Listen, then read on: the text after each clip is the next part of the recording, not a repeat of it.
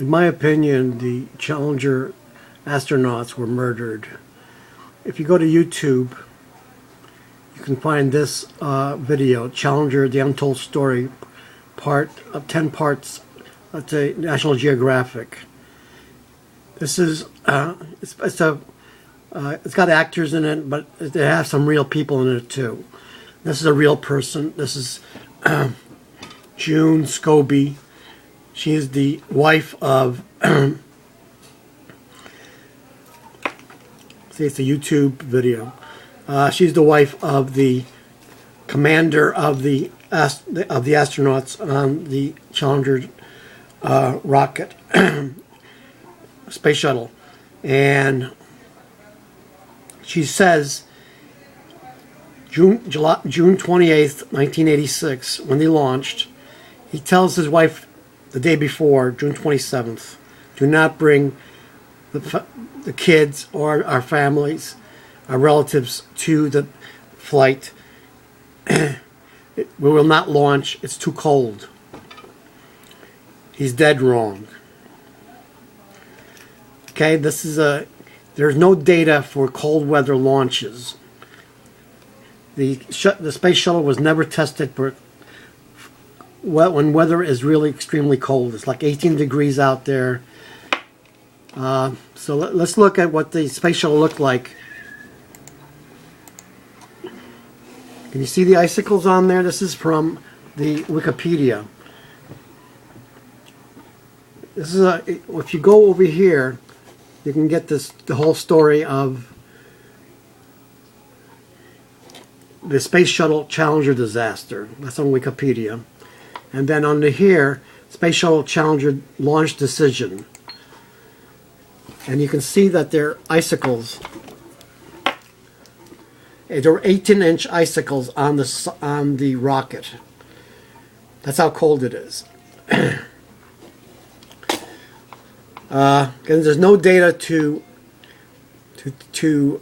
permit launch at this type of weather. The O-rings, they really had a really extreme cold. They had a previous cold weather launch. The O-rings are to seal up the fuel, and they're never been tested in cold weather. They've only had one cold weather launch. They were very lucky. They had what they call a blow-by. The blow-by is where the rings did not seat quite properly, and they had soot coming out, flames coming out of the seal, which is not sealed properly. They were very lucky that the thing didn't blow up.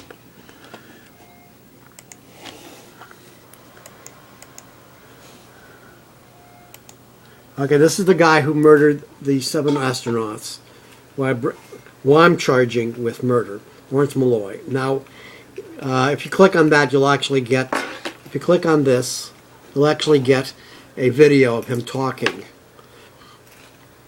Now, the question is, he never got charged, so what happened to him? What did he do? Did he go and become an engineer with the hydrofracking people? Did he destroy dish taxes, which is now been poisoned by hydrofracking fluids? Did he go to Dimmock, Pennsylvania, and do the same thing there?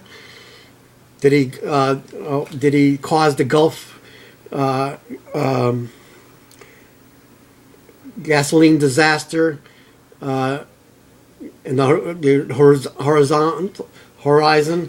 In the Gulf? Was he part of that? Where is he? Nobody's tracking him, so we don't know what he's doing.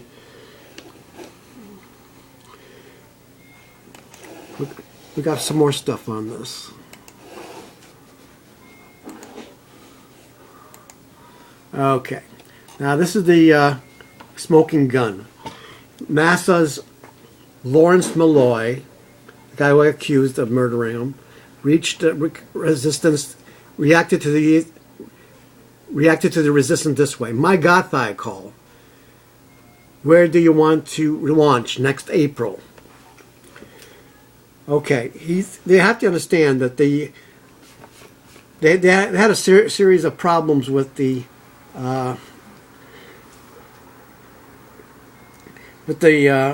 Challenger. first of all, they had a screw that you couldn't unscrew properly. They used a screwdriver with batteries, and they had to go through like 10. For some reason, the batteries were not charged properly, and they had to go to like 10 different batteries before they got through a battery that would charge properly to unscrew it. And also, on the Sunday before the launch, I don't know what day they launched, their weather people said not to launch because they expected rainy and windy conditions. It turns out to be a beautiful day, and they could have launched then. They didn't. And so then they had a bad situation. Cold weather came in. You saw the icicles on the rocket. Anyway, Lawrence Mulloy keeps... You have to go back to the original transcripts of these things. Lawrence Mulloy keeps badgering Morton-Thiokol, the solid rocket booster people. When are we going to launch? When are we going to launch? When are we going to launch? When are we going to... Their chief engineers on the O-rings said, we can't launch, it's too cold to launch. But they would wear down the engineers. They would overrule the engineers. Okay.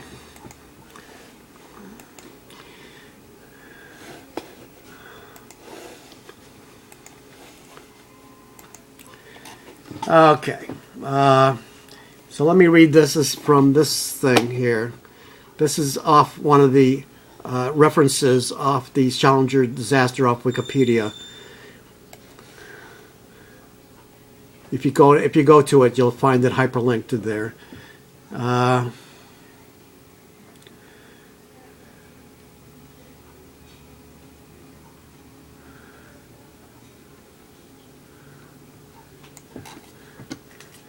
Okay. The General Manager of Thiokol, the maker of the solid rocket booster, turned to his three senior managers. Don't forget, Roger Boisoly is our hero. I didn't mention that before. We'll bring him up in a minute. He said, no, you cannot launch. It's too cold a weather. The O-rings will not seal properly, and you're endangering the lives of the astronauts. They don't want to hear about this, because Lawrence Mulloy keeps bugging them to death. The General Manager of Thiokol turned to his three senior managers and asked them what they wanted to do. Can you see that at all? To do. Two agreed to go to launch decision. One refused. So he, the General Manager, we have no name for him, turns to him and said, take off your engineering hat and put on your management hat. What does that mean? That means if you have a car with bad brakes, send it out into the consumer market. It's okay, let them go. We got to make money. It's like, one person said, it's like flying an airplane and you know the airplane wings might fall off. Absolutely crazy. This is not science, correct science. You never take off your engineering hat and put on your management hat. But this is what happens when you see Morton-Thiokol is possibly going to be getting a $1 billion contract, and they're worried about that. This is also on YouTube. This is our hero Roger Boisoly, the guy who tried to get the